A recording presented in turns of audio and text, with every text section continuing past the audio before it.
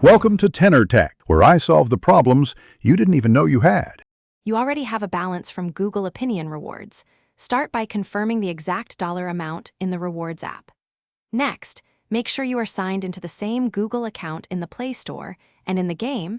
This ensures the balance is available as a payment source.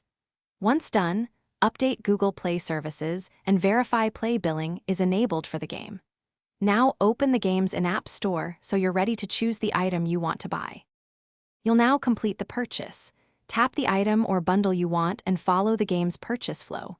When the Play Store sheet appears, choose Google Play as the payment method and make sure your rewards dollar balance is selected rather than a credit card. If the balance doesn't show, long press Account Switcher and reselect the correct Google account, then retry. Confirm the transaction by authenticating with your PIN, fingerprint, or password, and wait for the Play receipt to appear. This confirms the successful charge.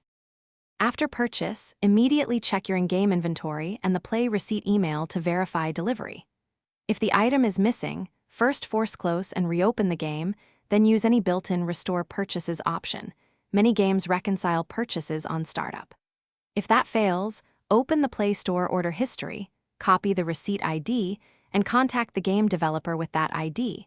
You can also request a refund or help through Play Store support. One quick troubleshooting tip: clear the Play Store cache and sign out and back.